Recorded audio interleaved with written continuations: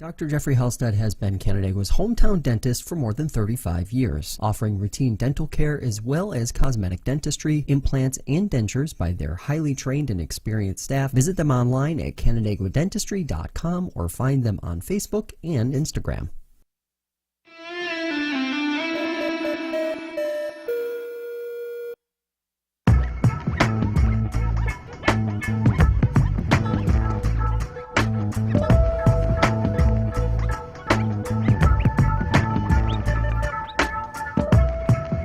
Everybody, welcome into Fresh Takes with Russo and Felice. I am Paul Russo. Next to me, as always, the man, the myth, the legend himself, Nick Felice. Yeah. El Commish, commissioning 4 different things right now. You're a mad lad with that stuff, but you're here. Yeah, Busy time of year for you. Got leagues and playoffs, leagues getting off the ground, a specialized league. You're a busy guy in the fantasy I would space. say the busy time of year is definitely in the fall when football, hockey, and basketball are all going on at the same time. Oh, okay. This is the busiest week of the year. Sure. With the tournament challenge, figuring all that out. You know, it's pretty hard to get 80 people's $10. Shouldn't say that out loud like that, but But, you know, it's just, you know, gathering it all and making sure it's all good. But, yeah, you know, we're getting through it. And, but you told me it's a surprise today. I didn't realize this was the baseball preview podcast, so I'm excited. Well, yeah. So we kind of discussed it a couple weeks ago. I remember because we knew that the freaking the Seoul Korea series was happening, obviously today and tomorrow morning. So I thought we decided we were going to do it today and next week. Anyways, a bit not like chaotic in the sense of like. There's so much running around, but like I'm going out of town for the end of the week. Like next week's Richmond, so I'm going to obviously down to that as usual. So I have that to deal with. We'll have March Madness. We'll have baseball, obviously, with like the late breaking stuff. Who knows what will pop up with the NBA at that point? That league has somehow been relatively tame the past 10 days, which is kind of crazy. So. But either way, yeah, we're going to get into the baseball stuff today. Didn't want to spend, though, we would be remiss as a sports podcast in the hotbed of the Atlantic Coast Conference if we did not spend, though, one moment laughing maniacally at the Virginia Cavaliers because that was awful. That was a performance that was like, you know the saying about how, like, Nick, like, it's a train wreck, it's hard to take your eyes off of it? That was the definition of Virginia yesterday. Like, there's no comparison. They were bad. They went, I think, I saw something, they went 50 actual minutes without scoring a basket. 51, I think, was the actual. With halftime in the middle of it. And, yeah. I mean, that's been Virginia basketball for a while now, probably since they won the national title. Even when they won the national title. I don't think it's that bad, though. Like that, yesterday was a special kind of bad. This last few years, they've been awful on offense. Like, getting 50 points has been a struggle for them. And showed last night. Not a good start for the ACC. I still think the ACC could have a good tournament, but it was a big night for the Mountain West. Colorado State wanted to come out and make a statement for that conference because they felt like they were underseeded pretty heavily in the tournament, and I kind of agree. I think they were definitely underseeded, and they made a statement last night. They wanted it more. Yeah. Yeah, and, you know, if we had more time to even really kind of go deeper, we probably would go into the brackets a little bit, but it's been now 2 days, pushing 3 full days since obviously the releases and stuff like that of the bracket, and I feel like a lot of the takes for that are just kind of out there, and we are just based off of the group chat that, you know, we're in, Nick. I don't want to maybe fully assume, but I'm pretty sure me and you are on the very much like it seems like everybody is on the same wavelength of, you know, I don't know, and this is the part that I maybe agree with. Look, now, you know, getting a couple days away, you know, I don't know if this is the most egregiously bad worst seeding that we've seen out of the committee ever, but certainly in recent memory, it's the worst. And You know, I think there's maybe even a couple at-large teams in there that you can kind of question about. Like, you know, the main one for me is just going to be Michigan State this year. Although, you know, they do have a couple things in their favor, I guess. You know, a couple of the sortable stuff like Bartorvik, the one I go to the most. KenPom kind of favors them a hair to like get into the tournament in that sense. But, you know, they just didn't do anything eye test for me this year, anything like that. You know, the other one to me, I think that's really more glaring than not is like FAU. I thought they should be in. I didn't have a problem with them being in, but being a 9 seed is where I kind of get a little bit like, that's not right. You know, yeah. I'd say out of the major stuff that has been talked about a ton that I would go remotely near at this point, those would probably be the two. But like the Mountain West, I said kind of probably about a month and a half, 2 months ago, like they were going to be a 6-bid league. They got 6 bids, but not in the traditional sense, and I certainly don't think Colorado State and Boise State, for that matter, should have been playing games, for sure. There's that problem, and then there's also the Big East. Yeah, I mean that's bigger, yeah. They all get a top 3 seed. Yeah, and the rest of the conference doesn't even make the tournament. I mean, as the second toughest conference this year, or second best as well. Just wild. This was probably the worst. Not the field. I mean, you could give or take on Virginia and Seton Hall and all that, but the seeding was. This is the worst. Seeding was bad. Yeah, was by far the worst I've ever seen. Yeah. So, all right, let's move off of that then. Since, like I said, everybody's pretty much in agreement on it. There's no way to really get around it. To the real show. Let's get to our baseball. Fantasy baseball draft last night. We did. I had the 7th overall pick, and I'm not a fan of getting marooned out in the middle, as I call it. No, especially in a 14-man league. Yeah. Another thing that I want to circle back to with you off air. Shake my fist. Anyway. Yeah, I got J-Ram at 7. Pretty happy about that. So. You had him last year, I'm pretty sure. You've had him a couple of years. Until he stopped seeing the baseball at a successful clip. Cleveland signed him? No? Yeah, he's under longish term. I mean, this was probably, I think pre-pandemic he signed like a 7 or 8 year deal or something like that. But there was rumors he might get traded. Yeah, that's correct, what it was. Correct, okay. Yeah. They better not trade him. No. All right, let's start actually in 2023 quick to preview 2024. Okay. First year that we had the new, quote-unquote new, now they aren't new rules in place with the pitch clocks, stuff like that. Overwhelmingly fairly successful year in terms of that. Viewership up, attendance up. I'd say the fun was up. I mean, it was probably the most fun baseball season we've had in a while, just collectively. And I think, maybe overarching into 2024, I think that continues. I think we saw it a little bit last night I guess this morning, really rather, with the first game. And not to say single a guy out, because I know he's going to get talked about a ton, and we'll talk about him obviously a little bit, perpetually anyway throughout the year, let alone today. But like Shohei Ohtani gets a single and steals right away on the first pitch. Like that, again, these rules are working in favor of what we intended them to do. Ohtani can run, but I doubt we would have seen that 2 years ago, right? Where any batter, for that matter, would get a hit and go on the first pitch right away. Probably helped a little bit that the pitcher was Yu Darvish in this scenario, but either way. Not to interrupt you, did you get up this morning to watch that game? Didn't get up early, in essence, to wake up deliberately to do it, but when I was up, I ended up watching. I was able to catch the ball through Jay Cronenworth's glove, which is a very odd and anomaly thing, which, it does happen time to time. I feel like it probably happens like a handful of times a year. It's just like one of those things where I think just because it was on, ESPN, albeit at 6 o'clock in the morning, East Coast time, when it started, probably got a little bit better airplay than it would have, not to shoot these guys, into the ground, but like Kansas City, Colorado at, July 23rd, type thing. So. I had to go to the bathroom this morning. It was so happened to be a 5. As one does. It so happened to be 5:50 in the morning, so I watched the first 2.5 innings and then fell back to sleep. But yeah, I saw the start of it.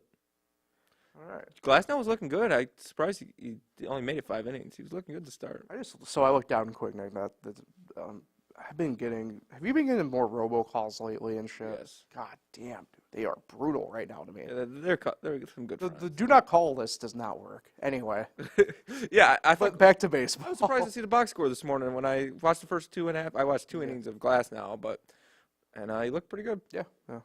So, one step from 2023 that really stood out to me, and I don't think we'll necessarily maybe see this in 2024 in that sense. So, we didn't have a single team finish at 500 last year, 81 and 81. We didn't have that Really, at I all. didn't realize that.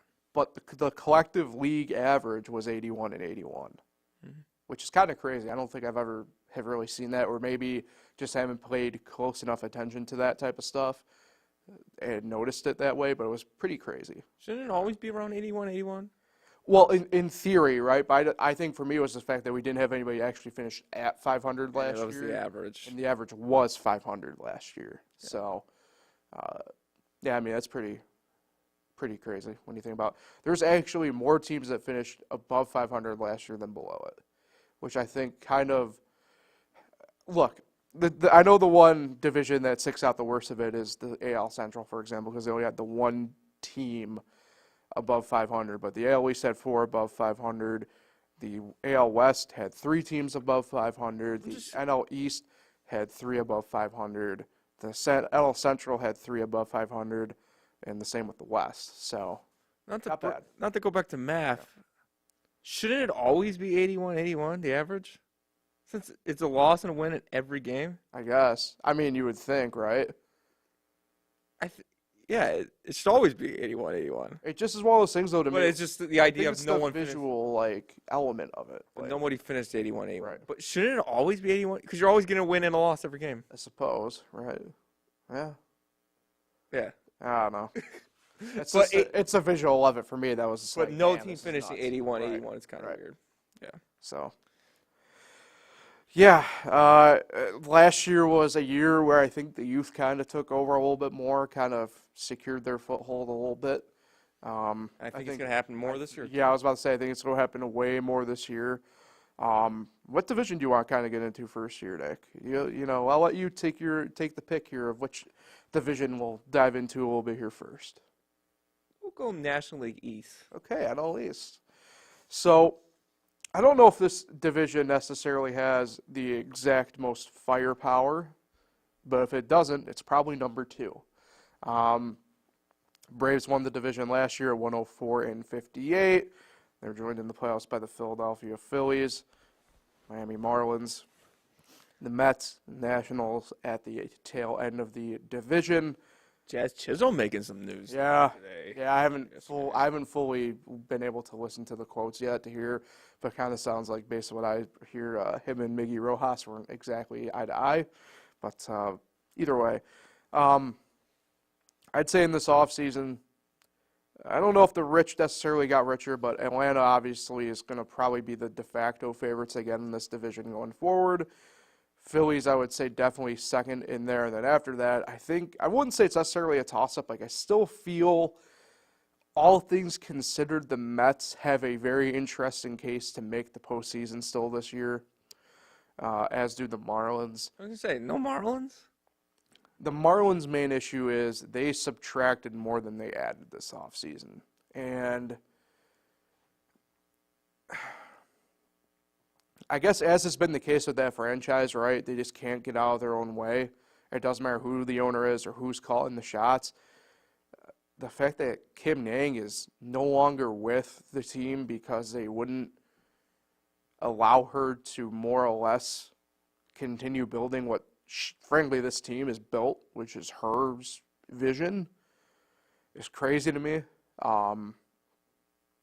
And I look around that team and, you know, I don't know if I worry about their pitching. I don't know if I really worry necessarily about some of that stuff, but they just have a lot of question marks in my opinion. Like I said, it feels like they did more subtraction than addition, all that stuff. The Nationals are a team of intrigue to me only because of, like, the youth revolution with them. But the same manager. And I don't mind David Martinez. I think he's a good manager. World Series champ. I feel bad phrasing it this way, but he kind of gives me Mike Scioscia vibes, though, where it's like, don't know if he's just kind of hanging around at this point because it's like ownership knows he's like at least good and competent enough, or like what. If you remember like the deal with like the Angels there, especially towards the end, like the final like handful of years was just like, I don't know if Scioscia's like, is he actually good type deal. But the Nationals, like, they're going to have a young team this year. I think there's going to be some growing pains still, but like the prospects they got, like, they're great. I mean, I know there's a lot of talk around like, because like I know it's like the Yankees, like Spencer Jones, right? Like, people are gonna need to know who this James Woods kid is coming up for the Nationals because like he is a big kid, lefty, sweet stroke. I don't know if we'll see him at the big league level this year at all, but like I know locally we'll see him in Rochester, and I'm pretty excited for that. But yeah, the East, very top heavy, I'd call it, in terms of actual chances of playoff aspirations. Braves mainly, Phillies mainly, Mets maybe the Marlins, probably not the Nationals. See, I agree with you on the Braves. I think the Phillies could contend Okay. for a division championship. No, I don't disagree with that. Yeah. I think that's it for the division. Okay. I think the Marlins is it for the playoffs. I think the Mets and Nationals are not going to make the playoffs. I think you're a little too high on the Mets. I think they're going to be bad. I don't know if it's necessarily too high on the Mets. I think I'm going to have to be proved otherwise, mostly on offense. Their pitching, there's going to be some question marks. I mean, Senga's already done for the... I don't want to call it the front half of this year, right? But if he's dealing with dead arm and the stuff that they're saying, I'm looking at the team. Yeah. The starting rotation. I wouldn't say it's bleak. I've seen teams with worse pitching attempt to make runs and have gone to make runs. I didn't realize Senga's 31. Right. It's the fact that I looked down at the newswire today, and Jose Buto is going to start the year at AAA at Syracuse. And if you're the Mets, I think you got to just keep him up at this point because, like, you already know what you're getting out of Magel. Like, they named Magel fifth starter. I'm like, oh, God. Like, really? Like, what are we doing? You know? Senga's a big loss for them rotation-wise. And then there's just 3 question marks. Cervino, Quintana, Minaya. But I think the best Did you call Luis Severino? Severino? Yeah, what'd you call him? Severino? You call him like Cervino. Cervino? Severino? They know who I'm talking about. Do they?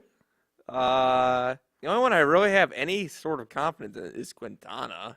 Right. Minaya has been downhill lately. And then, of course, there's the whole Pete Alonso contract. Is that going to be an issue? Yeah. And that's kind of playing out already. Boris Client, it's probably not going to be. It is nice to see Edwin Diaz healthy, though. Right. That would be nice, but can they get there to him? Can they get to him? Is the question. I don't know if it's so much that. I don't know. You think can they give him a lead to get him to the ninth? Well, I mean, I don't want to be that guy with it, but like if there's a perfect example, it would be a guy like David Bednard with the Pirates with you. I mean, like, can they get to him? Like Bednard still gets like 27, 28 saves a year. Like that's the one thing people fantasy baseball tip if you want it out there. Actually, the best closers on weaker teams because when they win games, they're closer games. Right. And they're gonna win 60 games, But I don't know. I think the Mets are in the cellar. I think the Nationals are not that much better. But I like the National young players. I like C.J. Abrams. Yeah. I like Dylan Cruz coming up. Mm-hmm. I already like their pitching with Mackenzie Gore and Josiah Gray. And the back end of the rotation, I mean, they got Trevor Williams. So we'll see what happens there. I mean, forgot Kyle Finnegan. They got Patrick Corbin. He's been so well, I mean, you forget one other young guy there for them. That's Cade Cavalli. He should be healthy. I don't think he'll be ready to go at the start of the year, but about May or June, he should be back and going. So, I mean, Joey Gallo. on the Nationals now, but Oh, God. Really? I just That's said who it. you went with. I just said his name. I didn't say anything about him. But Ugh. they got some weak spots, obviously. That's why they're not going to make the playoffs. But I think the Marlins have a shot. I like what the Marlins have. You know, obviously Yuri Perez already having some problems again. I mean, last year was just him at innings limit. Now Right. now he's got injuries. Yeah. So, but they got a lot of young arms on that Marlins team. It's Yeah. hitting. That's the biggest problem Right. with the Marlins. Can they hit the ball? Yeah, I mean, it's weird because, like, I don't know, it looks like Sixto Sanchez looks all right. Max Meyer is going to be back this year. I mean, the Sandy Alcantara rebound, you know. Hopefully. That's the thing. It's weird. I feel like kind of the opposite just because of the way the rotation's been the past couple of years where it's like, I trust them enough when they're there, but it's like, are you going to be able to go the full distance? You know? Mm-hmm. I think that's where I kind of zig. Like, I feel like on offense, I don't have to worry as much. I mean, Luis Arias, it's very apparent you don't have to worry about him. He's now backed this up through like 3 years. You know, Jake Berger, I'm assuming he's going to be able to continue what he did last year with both the White Sox and obviously the Marlins at the deadline. They got a couple other guys. I mean, I'm a Brian De La Cruz guy, admittedly. Soler. So, you know. But that's what I meant by, like, they didn't add anybody. They only subtracted. Like, Soler's gone, you know. I don't know. I that's the thing, though. That's where I agree. Like, I still think the Braves probably win the division. You know, their additions in this offseason were kind of, I wouldn't want to call it strange, right? But, like, they trade away Vaughn Grissom for Chris Sale. You know, they bring in Duvall late on his, like, what, is it his third stint with the team now? Or fourth stint? Third or fourth stint, I think, right? They bring in Tim Anderson. Oh, you're talking about the Marlins here. Oh, okay. Okay. I didn't realize you jumped. Well, I was just kind of talking about in general at that point back up towards the top with, like, Atlanta. No. You know, Phillies more or less kept everybody locked in. They didn't move off the core too much. They didn't move away from the core too much. They kept everybody locked in. Their only subtraction was Rhys Hoskins, and he was out pretty much all year last year. So it's like, you know, you can survive without him. He's out in Milwaukee now, but I think we'll have a good year with Milwaukee. yeah. I mean, it's Good ballpark. I think the Phillies do contend with the Braves, but, like, I just think the Braves just kind of have, like, that proven until otherwise thing. I got a hot take for divisionally you. for the moment. Got a hot Yeah. take for you. Braves rotation's overrated. Ooh, Told you it's hot. yeah. I mean, I get it though. Charlie Morton's old. Sure, right? Obviously. Spencer Strider, not to make any. You think there's gonna be some bigger regression this year? He gives me, not that it could be this year. He gives me Tim Lincecum vibes. Okay. I have a nice stretch. He's a shorter guy, strikes out a lot. Smaller guy. Mhm. I don't know. He's giving me Tim Lincecum vibes. But Tim Lincecum had a nice stretch of 3 years in a row there, whatever. 3, 4, 5. Right. So we'll see what Strider does. Max Fried's good. Elder didn't even make the rotation. Yeah, he's happened gonna to start him? there at AAA. I think they got some question marks in that rotation. But the lineup, I don't lineup, disagree. top to bottom, best lineup in the game. Yeah, I mean, I don't disagree with the pitching, right? I mean, Soroka's looked good this spring, but you know he's been meandering, as we call it, for the past year and a half, kind of, right? I mean, Smith Sawyer, you hope that he figures it out. Yeah, I mean, you're kind of relying on a lot of, I'd say, question marks and hopefully durability. Yeah. I mean, that's the thing. Strider, a lot of his strikeout numbers came at the start of the year last year. Yeah. He started getting hit at the end. Yeah. I mean, not even at the end. I mean, this was like end of June where it became noticeable. So, I don't know. I'll take the pick at the next division, and you talked about them kind of a little bit there at the end. So let's stick in the NL. Let's go with the Central. Brewers win the division last year, followed by the Cubs, the Reds, Pirates, and Cardinals. Now, it's pretty interesting because going into the season this year, the Cardinals appear to be the favorite out of nowhere. Yeah, and I just don't get it. I was going to say, like, yeah, the favorite. I was trying to come up with the right word for it because a lot of people are predicting them to win the division. And don't get me wrong, I can see why. But I also see why for every team in every division. I see a why. Except for maybe the Colorado Rockies in the NL West. But, by the way, not to spoil too much, I think they are going to be the worst team in the MLB this year, the Rockies. But anyway, back to the actual division at hand here. Me and you talked about this like well over a month ago when in our group chat where I forgot who it was, but we were both kind of listening to something. I think it might have been MLB Network, kind of simultaneously at opposite ends of the world, as I call it. And they talked about how like great St. Louis is going to be this year. And I'm just like sitting there going like, huh? Because they trade away a couple of their quote unquote bigger pieces at any given time, right? Like Tyler O'Neill is the one that sticks out the most to me. Like if you were to ask me 2 years ago, if you were to ask you 2 years ago, the Tyler O'Neill would be traded away from the Cardinals, we would have called you crazy, right? Like this was like one of their quote unquote stalwart pieces moving forward. But like, I hate him. But like, you bring in Sonny Gray. It's not a knock on Sonny Gray because I'm a big Sonny Gray guy. He's going to be good. I think he fits the mold there well. But like, he just doesn't push the needle for me. And I think a lot of people are operating under the assumption that Arenado is going to rebound. And, you know, Goldschmidt did rebound at the end of last year, but you hope that he has a full year of being Paul Goldschmidt of old. And other than that, they are relying on a lot of young guys, more so than maybe a lot of other teams in the big leagues, to actually take the leap and be that good. Like, and I can give you the one player in my mind that is good. It's just that they've already messed with him so much mentally. I'm worried about him. Jordan Walker. Mm-hmm. Like, that's a kid who I know was good, but they had him up at the start last year. He's hitting above 300, and they sent him down because they wanted to bring veterans and have veterans play. Yeah, they've ruined him. Like, it's not over for him. But. No, and that's the thing. Like, I don't understand why people think the Cardinals are going to win that division. I think they finished basement again. I don't think it's a question to me, if I'm being completely honest. Well, you know, I know a lot about the NL Central. I watch it all the time, and I will say what I will say before I start ragging on these teams I hate. I will say the fan bases in this division is the best in all of baseball. Ooh. You got some of the best fan bases: Milwaukee, St. Louis, the Cubs. When good, Pirates and Reds. Also great fan bases. Some top 5 fan bases. They're all in the top 10, in my opinion, in the league.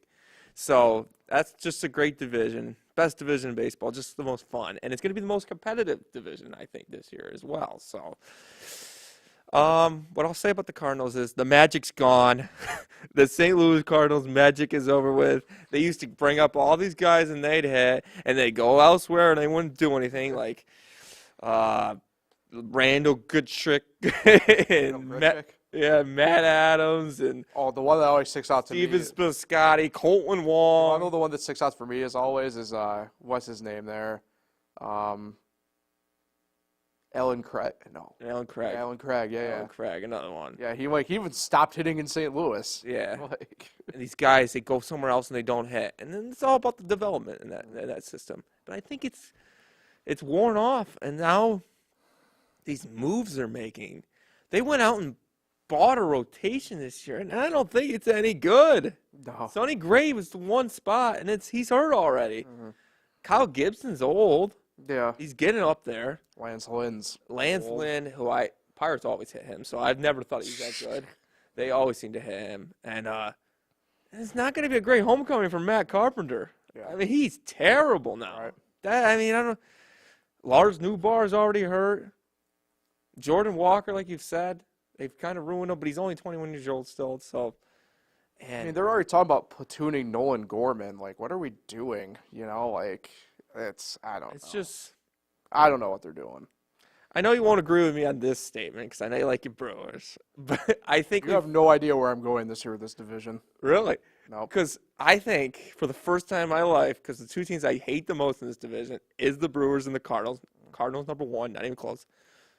And I think for the first time, they might both be last place, both of them. They might both be in the bottom two for the first time in my life, and I cannot wait. Last year was the first time Pirates ever been better than the Cardinals since 1999. So Right.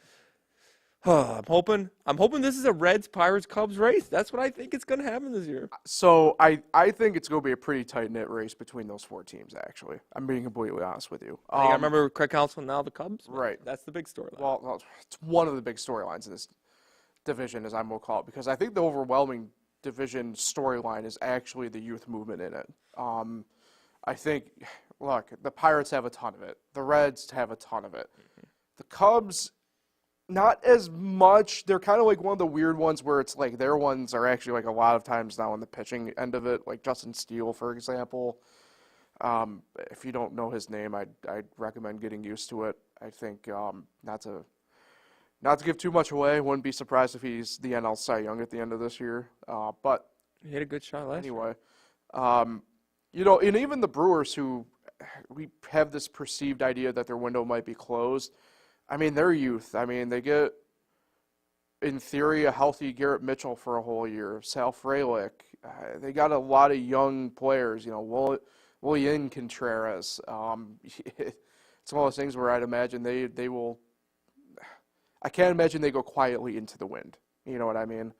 But I'm being honest with you, though. I think this division comes down to, and these 2 teams haven't really even squared off against each other in this sense, Nick, since probably the 70s, technically, even though they were kind of on the come up in that, 1990 window.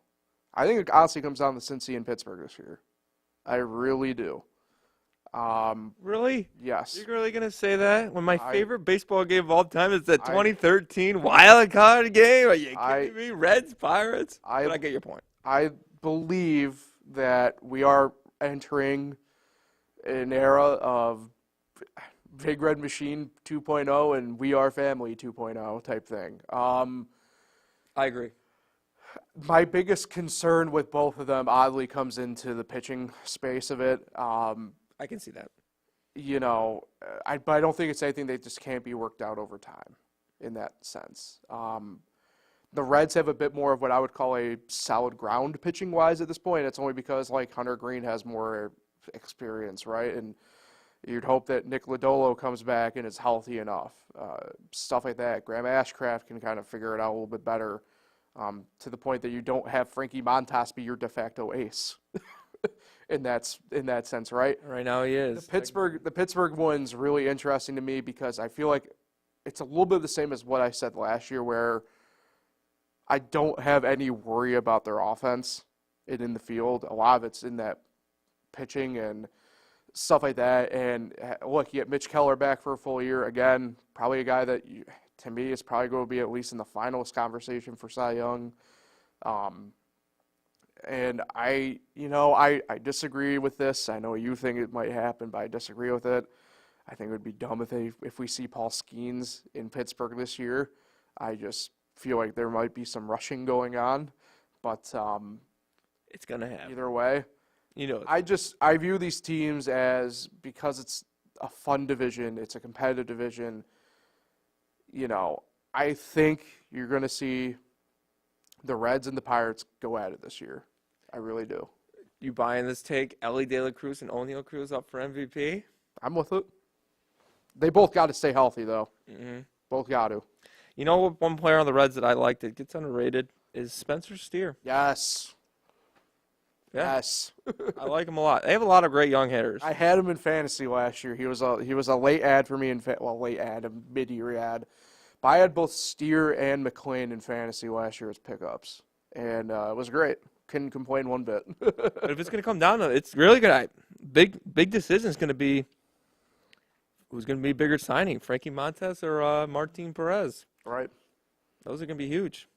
Well, I think, and it's tough because, I hate doing it breaking down like this, but, Perez is big to me only because, he actually gives the Pirates a lefty now. There's no worry that, okay, where's our lefty kind of coming from here? In that sense. The disrespect to Marco Gonzalez. Well, yeah. It's not Marco, but there's a lot of He's spent more time adrift at the moment than Martin has the past couple of years.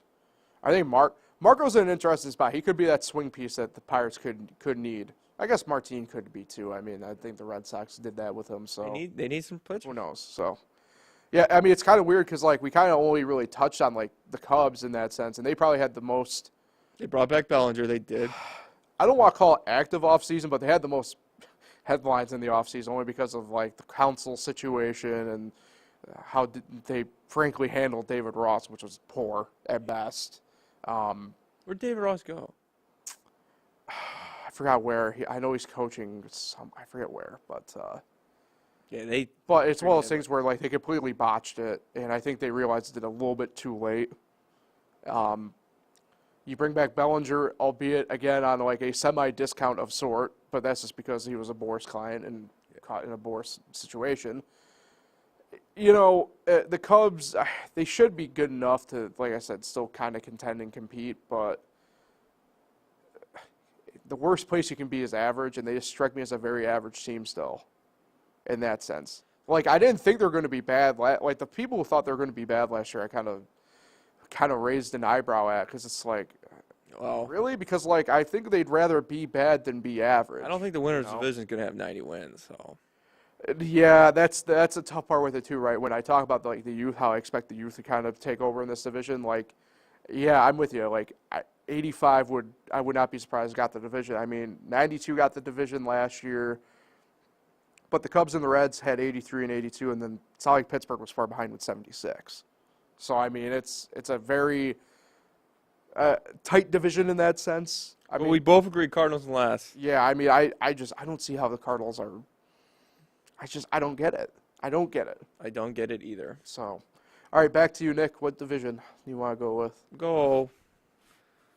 We'll go American League Central. All right.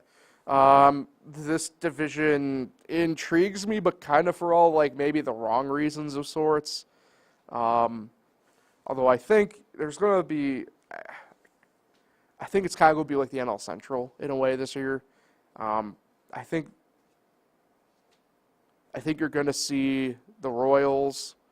My main issue with the Royals is I'm not the only one kind of pitting them to have like a breakout year, which is the frightening part. I think you're going to see them in Detroit have some pretty good years. A lot of youth on both those teams.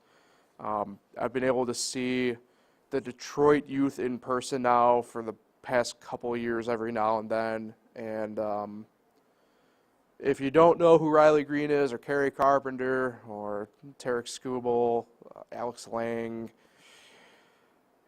I hope Casey Mize is healthy. But there's a lot of other guys like Colt Keith, guys like that who get used to the names, I would assume. A.J. Hinch, the manager there, I'm very high on A.J. Hinch still. That being said, and I know they did not get the division last year. They end up in third behind Detroit. Part of me still feels like it's Cleveland's to lose in that sense this year. The Twins win the division last year, and I don't see how they can repeat. Am I off base with it? Like, they lose Sonny Gray, obviously, in free agency. Their pitching staff still, to me, is pretty good, like, especially on the rotation side of things, right? Pablo Lopez, Joe Ryan. They have a couple other guys there. You know, I just feel like the position players are always such a question mark for them now. I mean, Byron Buxton's probably going to go down as the biggest what-if of our generation at this point in terms of just pure talent. And it's not of his own doing, right? You can't control injuries, but, like... Is he going to stay healthy? Right, and he's already got dinged up this spring, apparently. Excuse me, is Royce Lewis going to be healthy the whole time? Like... Go and get Carlos Santana. But, like, yeah, like, okay, cool, you got Carlos Santana. It's like, and? They got Christian Vasquez last year. Yeah, but, like, that's what I'm getting with the Twins. It's like, I don't see it for them this year. And I get it. Like, you could make the same case that for Cleveland that I'm making for Minnesota, but I just view Cleveland as, like, their pitching staff is good enough where it's like I don't have to worry so much about them, just like the Twins. But like their position players, like I just view them as better. Jose Ramirez, like knock on wood, I don't think we've never really seen him go down. It's very apparent Stephen Kwan is not going anywhere. Andres Jimenez, Ahmed Rosario, he's hanging out in Tampa Bay now. Andres Jimenez, bit of a down year last year, but I don't think he's going anywhere. The Naylor brothers are here to stay. I guess I just view Cleveland as just kind of being the team that is better suited to be in control at the top of that division right now. And at that point, that's where I view Detroit and Kansas City kind of coming in with the youth and kind of figuring it out as they go along a little bit more, as they did last year, especially on the Detroit side of things. And then the White Sox are just such a mess. I don't think they're going to be as bad as the Rockies. Like I said, I think the Rockies are going to be the worst team in baseball. But like I think the White Sox might give them a run for their money this year. That's for sure. There's still one other team out there. Who? They're in the AL West. Oh, you think Oakland? I mean, we haven't gotten to that yet. I still think they're really bad. See, here's the thing with The Oakland. White Sox are bad. The interesting thing about Oakland is I'll save it for when actually we get to the AL West for Oakland. But White Sox are a mess. Yeah. I mean, they got Robert. They got, they just traded Cease. They don't have Tim Anderson anymore. I mean, can't get the roster to load up here, but yeah, I think it's Minnesota and Cleveland. I think that's really it. Detroit, it's just they ever gonna hit? I mean, Scoobo had a great year last year. Torkelson. Yeah, fantasy said him. I don't know how many home runs he hit last year, but 32 home runs I think they said for him last year. It's like, Torkelson just hasn't proven to me. Riley Green, it was just his first year last year, but he hasn't really proven it yet. And they got some good players, some young players on that team to hit. But A.J. Hinch is a great manager. I just don't think they have enough this year. Who's the Royals? I like what they're doing in Kansas City, getting a lot of young players in there. Still got Salvador Perez somehow. Has not retired yet, but hanging tough. They just signed Bobby Witt to a huge deal. I mean, they're doing the right things right now, but the rebuild's not there yet. I mean, they're not the final stages of the rebuild yet. So, and I still think Detroit's not there either yet. So, Minnesota and Cleveland are my two favorites. And you've been talking a lot about Cleveland. I wouldn't be surprised they won the division. They got the better pitching. I mean, Minnesota has great pitching with, Ryan and Lopez. But Cleveland, I think, they're pretty similar teams. I can see this coming down to the very last weekend, this race. Yeah. They're two really similar teams. They got some weak spots. They got some good spots. And wouldn't be surprised they win a wild card series. Don't know if they're going anywhere else after the division round, but that's baseball, baby. All right. All right, let's go to the I'll take the AL West here. Let's stay the course. Again, kind of view this a little bit like the NL East in a way, just in terms of how top-heavy it is with the Astros, the Rangers, your World Series champions, and the Mariners, and then come the Angels and the A's. I have a hot take. I don't think the A's finish in the basement this year in that division. That is hot. Come on. I think it's the Angels. The Angels aren't good. I think, and this is where I can do my Oakland shtick. I think that team, there's going to be so much noise around them that they kind of just do a figurative middle finger to management and just kind of go out there and just somehow look more competent than they did last year anyway. Like, I have one question for you. That's just the way Where are they playing next year? Where are they playing their home games? Sounds like still Oakland, the way it sounds. Really? I don't know. That whole situation. What do you like about Oakland? Kind of wild. Here's what I'll say I like about it. I mean, they got some young players on there. I mean, Suri Ruiz, you hope, can figure it out for a whole season. Brent Rooker, I don't know if he's just going to be kind of like one of those one-and-done guys, but, he does have some intrigue to him. Yeah, a couple other guys. That first baseman, I forget his name off the top of my head, which isn't good. Loader. But But I like Blackburn. but I mean they got some pieces out there. It's just there's just so much crap surrounding that team that like I think it just kind of hinders them. But I think they kind of use that to their advantage a little bit this year. I just think kind of circle back a little bit here for that bottom portion of that division.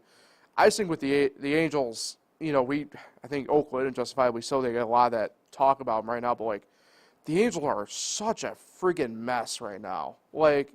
And I don't think a lot of people maybe fully realize it, like, in the casual fan sense.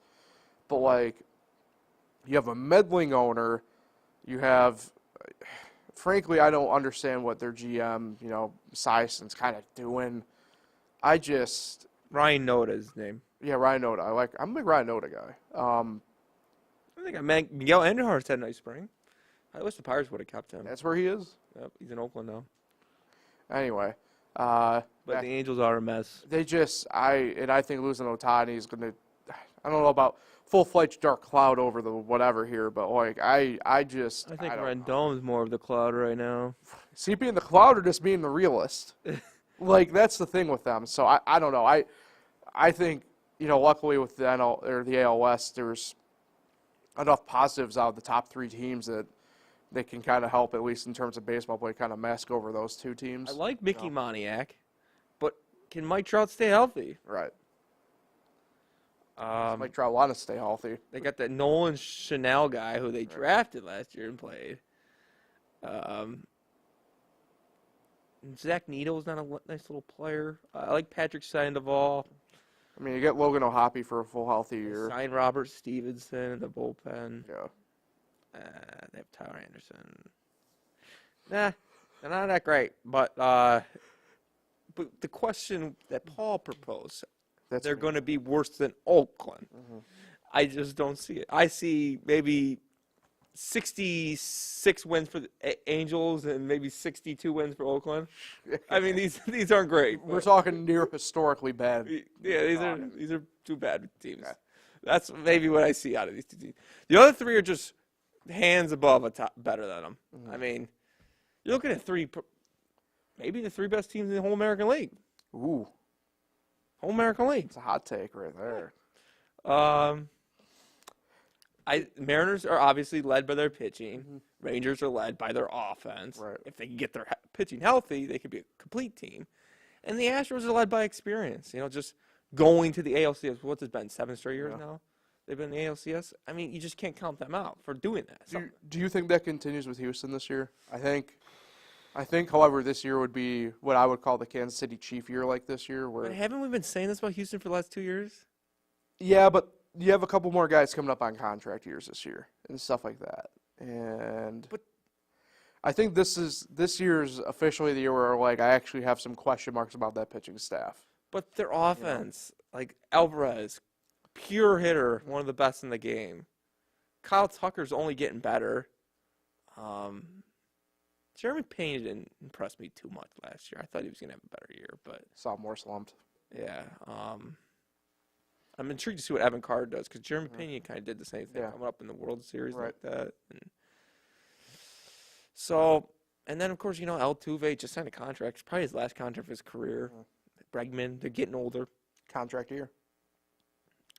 Yeah, I mean, it's their pitching. I like Valdez. The rest of them, kind of question marks. Javier's good. Verlander will be back sometime. I don't know. I personally think the Rangers and Mariners are above them.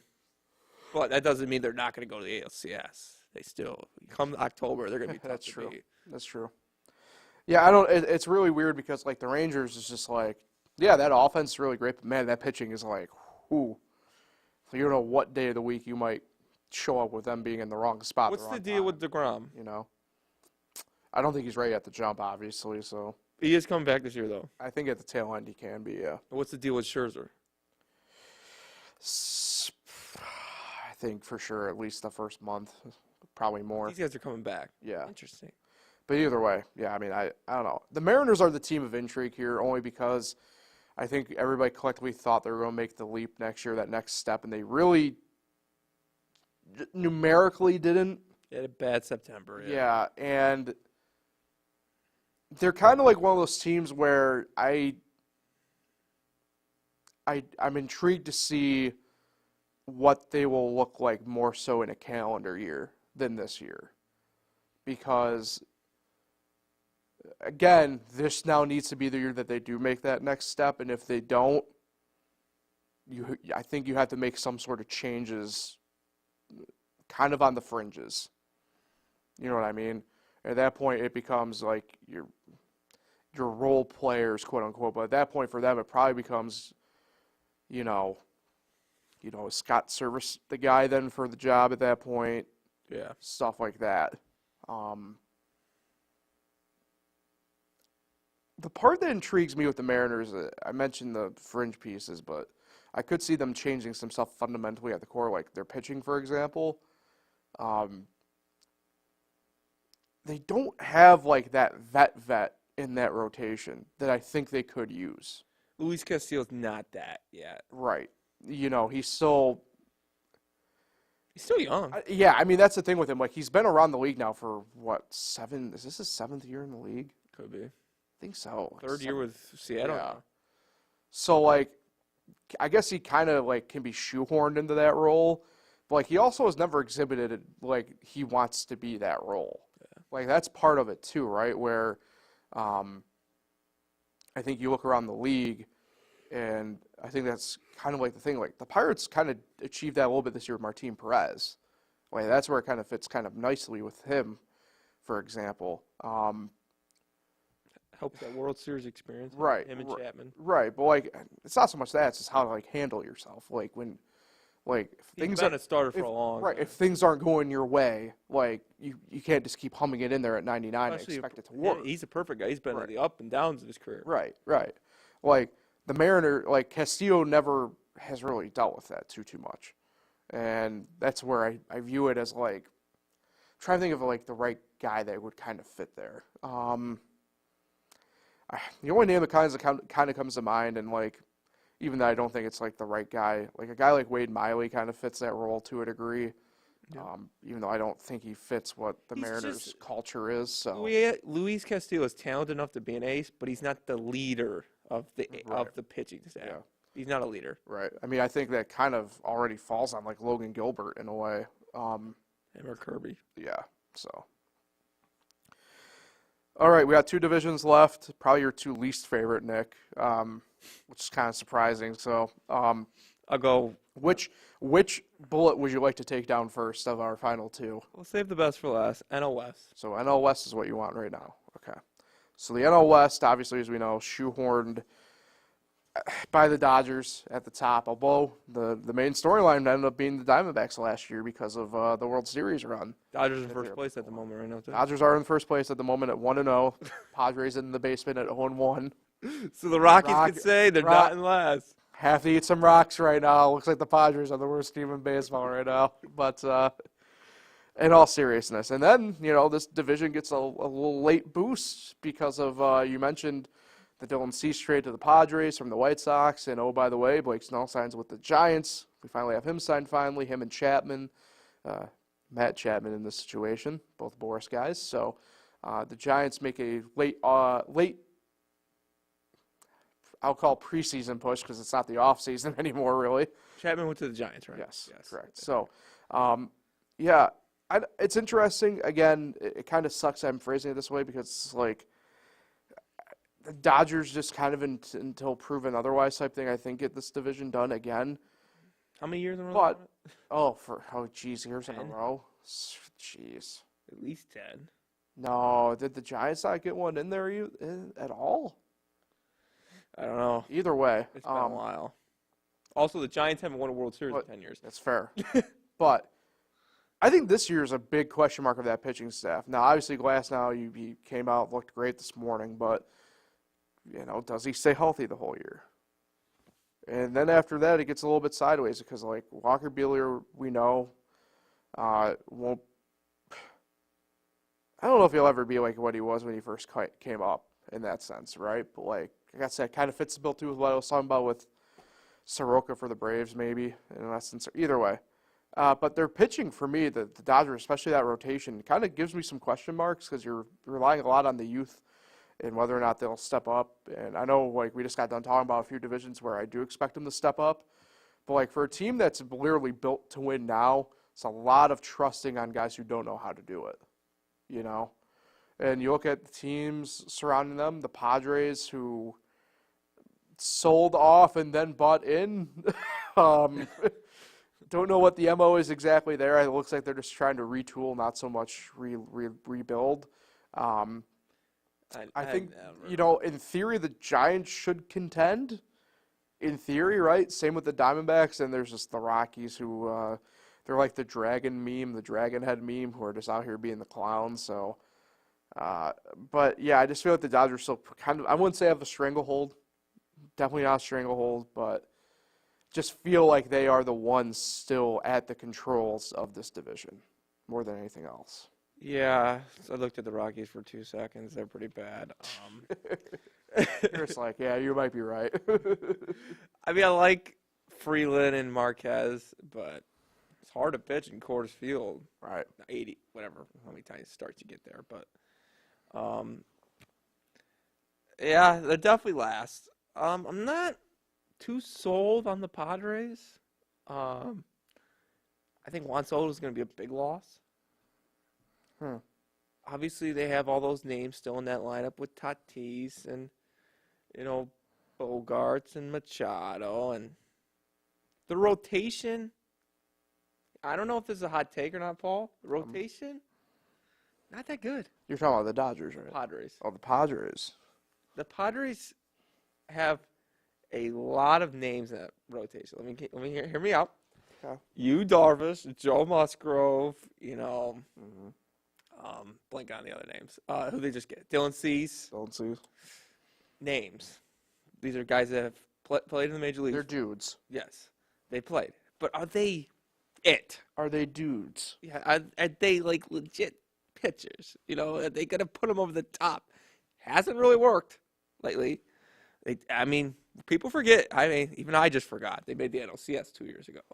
I think that's one thing that needs to be remembered by this Padres team. But the Padres won a World Series. They have built so many teams over the last 2 decades. They want that World Series championship, and they just haven't had it. So we'll see what they do. But it's the Dodgers division to lose. I like to think the Diamondbacks, we got to remember, weren't an elite team in the regular season last year. They got hot at the right time, made the World Series.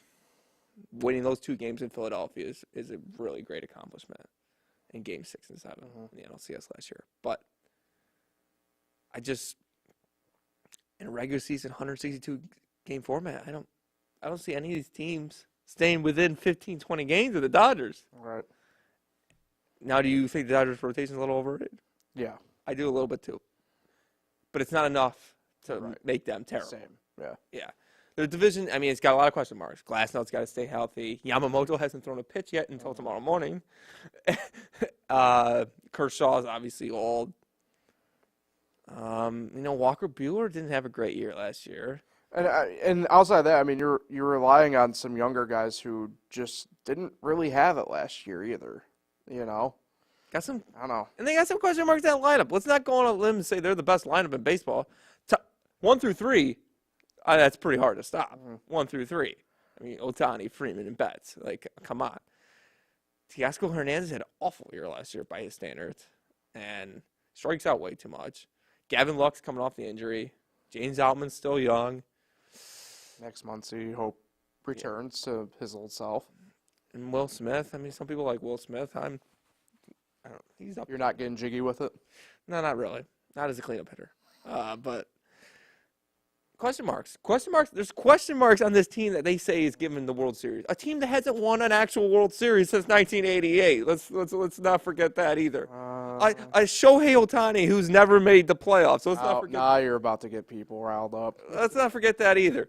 So let's not just hand these LA Dodgers the World Series already, all right? You can have your 12th straight division title. Go ahead, take it. Let's see if you can actually win in the playoffs. Last time I checked, they didn't win a playoff game. I'm pretty sure they've won 1 playoff game in the last 2 playoffs. So that's what I have to say. All right. Well, we're running long already, so let's get to the AL East. Oh, shoot. championed by the Baltimore Orioles last year. Tampa Bay, the Blue Jays, Yankees, and Red Sox following behind.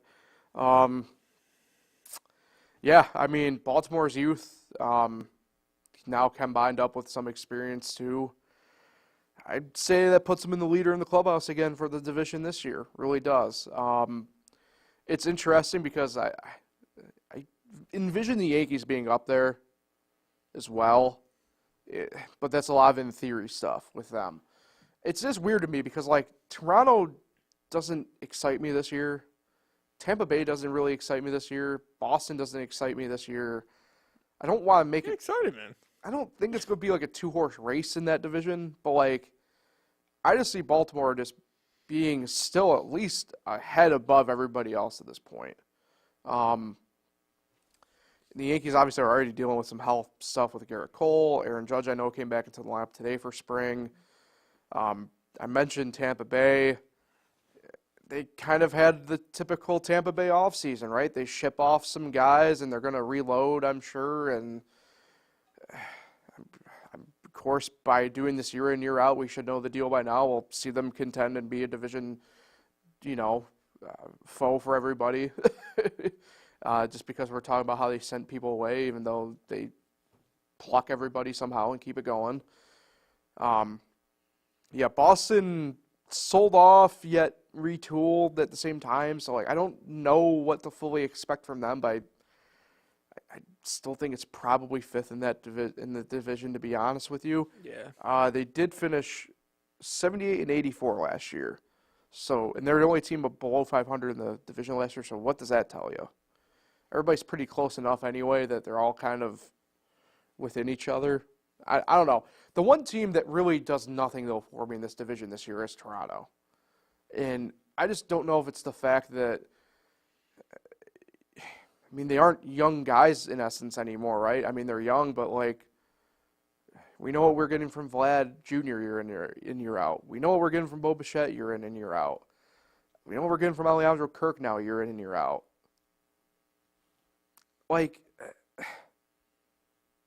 I can't imagine they're satisfied just kind of being as, frankly, kind of average that they have been. They need another starter. Yeah, I don't know. I like Gossman. I don't even know if it's so much about pitching, with them in that sense, starter. I think cut off, some of those letters there, Nick.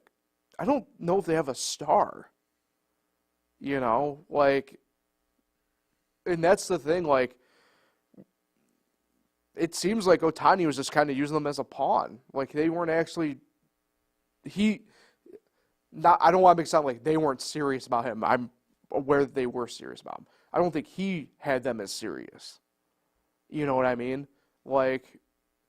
If guys like him aren't taking your organization as serious landing spots at that point and are only using it as leverage, I don't know. And that's why I go back to the Cardinals, what I said about them about whatever, or the Cubs too in this.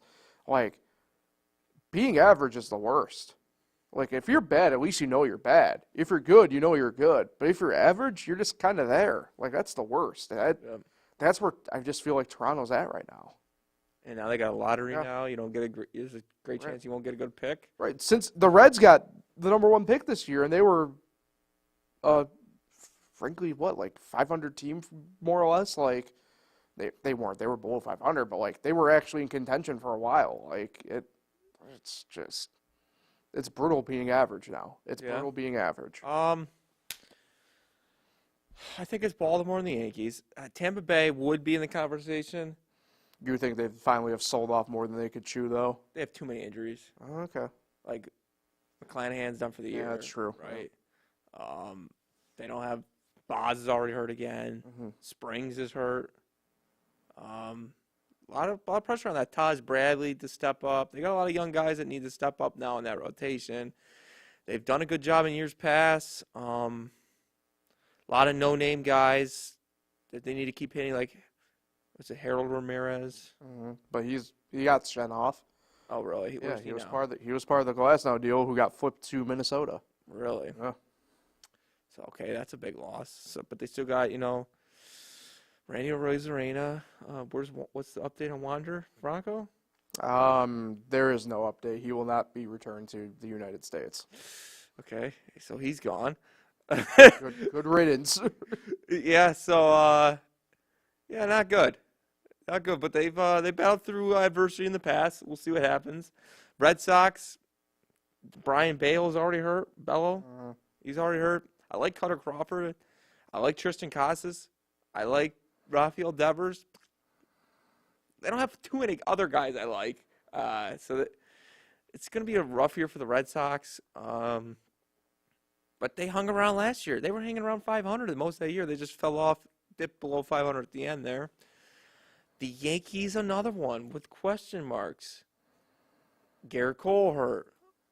Juan Soto. Marcus Stroman pitching Yankee Stadium. You know who doesn't have question marks? It's the Orioles. They have a lot of great young players, great, great young hitters, and they filled the void, as most might think. I don't know if I'm sold on it yet, but they filled the void of an ace in that rotation. They got Corbin Burns, and then Jackson Holiday coming up. Him and Jackson Chichiro of the Brewers. How about the Jackson brothers?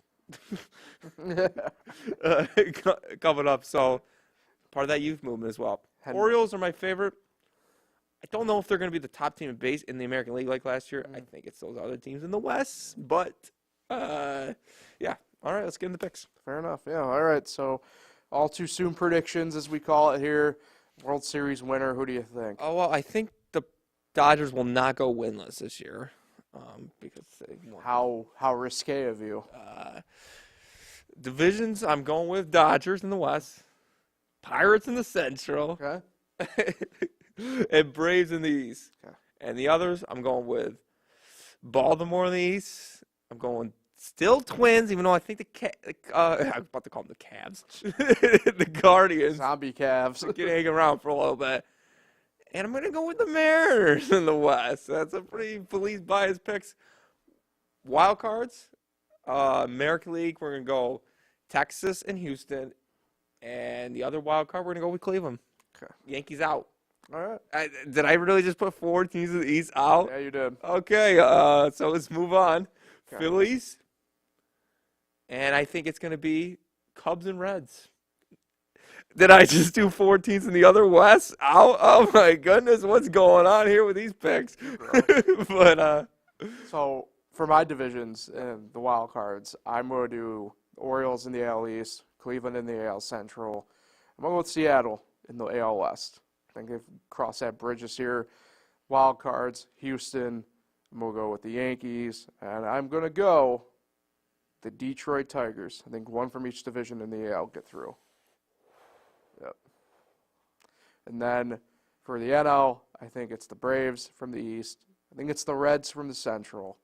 I think out West is the Dodgers. And I think your wild cards are the Philadelphia Phillies, the San Francisco Giants, and your Pittsburgh Pirates. wow, I mean, you didn't have to suck. I think they get in this year. Great, thank you, Paul. The guy who picked Notre Dame and the Giants in the championship games. That's true. I would like to formally apologize to the people of Pittsburgh and help Pirate fans everywhere.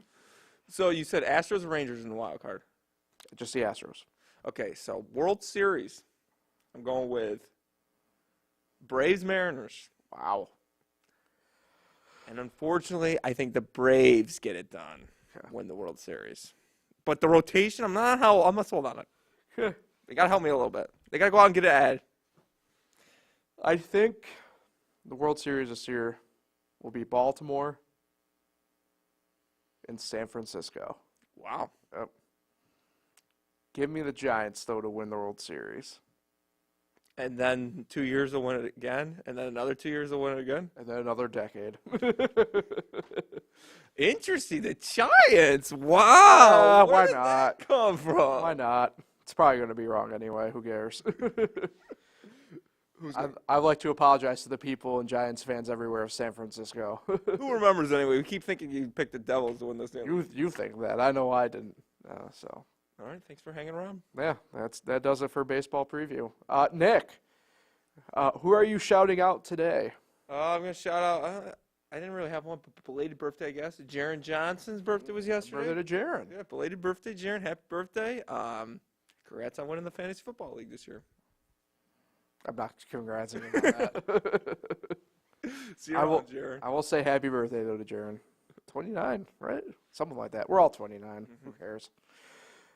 So, yeah, we'll be back at next Wednesday. We'll probably recap the first weekend of college basketball with March Madness, obviously. Any late-breaking baseball stuff. Preview my trip to Richmond as we usually do because everybody cares about where I stop to eat. And who knows what else. So, wow, how about it, Nick? Another baseball preview episode complete. Yeah. It's great. It's always a good one. Yep. So, all right, everybody. We'll talk again next week. Enjoy the weekend. We'll talk later. Bye. I can't get the video to play. There we go.